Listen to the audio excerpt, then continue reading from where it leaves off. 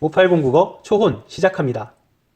초혼은 일제강점기인 1925년에 발표된 시로서 한국인의 전통적 정서 중 하나인 한의 정서를 전통적 리듬으로 탁월하게 보여준 작품입니다. 전통 정서의 전통 리듬, 거기에 전통적 소재인 고복의식과 전통 설화까지 버무려 전통한 한의 정서가 잘 드러난 작품을 만들었다는데 의의가 있습니다. 고복의식의 고는 부른다는 뜻이고 복은 돌아오다 라는 의미입니다.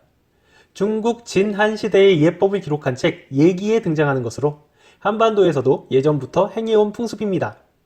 조선왕조실록에 성종이 행했다는 기록이 있습니다.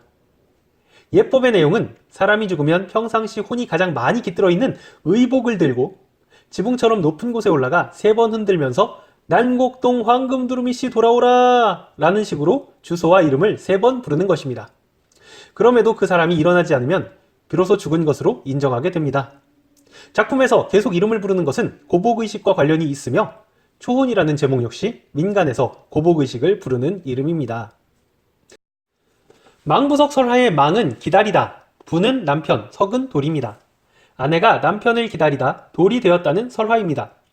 돌아올 때까지 영원히 기다리겠다는 집념의 표현이기도 합니다.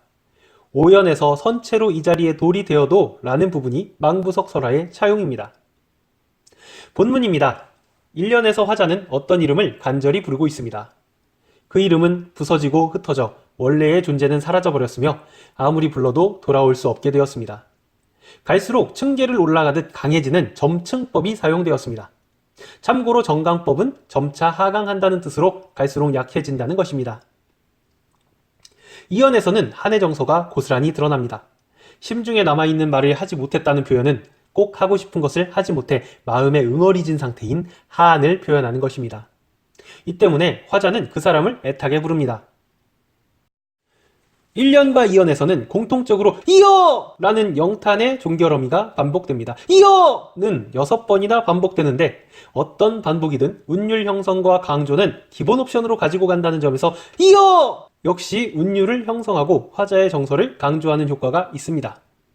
추가로 알아둘 것은 이 작품은 대상을 부르는 화자의 한과 아픔의 정서를 드러내는 것이 유일한 목표이며 이를 위해 다양한 방법을 구사하고 있다는 점입니다.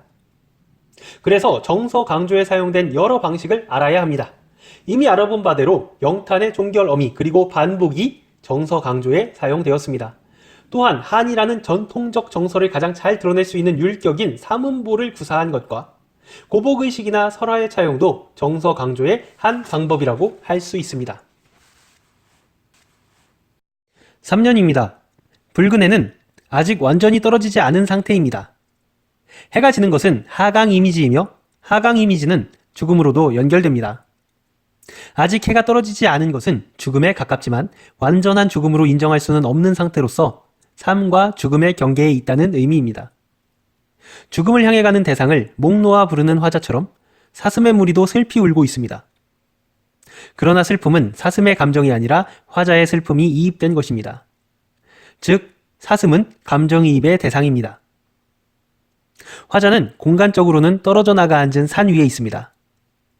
다른 산들과 이어져 있지 않은 공간이라는 점에서 고립과 단절이 느껴집니다.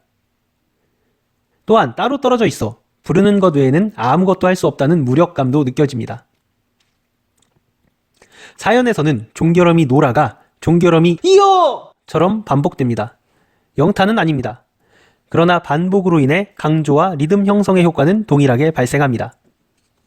삼행에 비껴간다는 말은 비스듬히 간다는 뜻을 가지고 있습니다. 그러니까 삼행은 화자의 부르는 소리가 죽은 사람이 가고 있는 아마도 저승이나 천상으로 비스듬히 간다는 것이고, 사행은 그 방향은 맞지만 너무 멀어서 전해질 수는 없다는 절망적 거리감의 표현입니다. 5연입니다. 첫 행에서는 망부석 설화의 차용이 나타납니다. 차용이란 빌려 쓰다라는 의미로 그대로 옮겨온다는 의미의 인용과는 다소 차이가 있는 말입니다. 1행은 죽어서 돌이 되어서라도 영원히 그대를 부르겠다는 강력한 의지의 표명입니다. 2행은 1연에서 가장 강한 표현의 반복이고 3, 4행 역시 2연에서 가장 강한 표현의 반복입니다.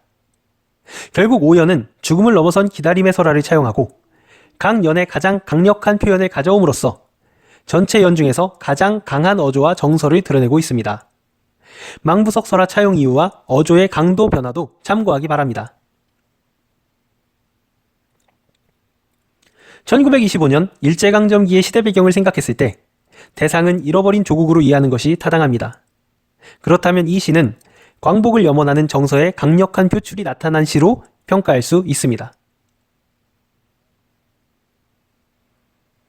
여기까지 5809거 초혼이었습니다.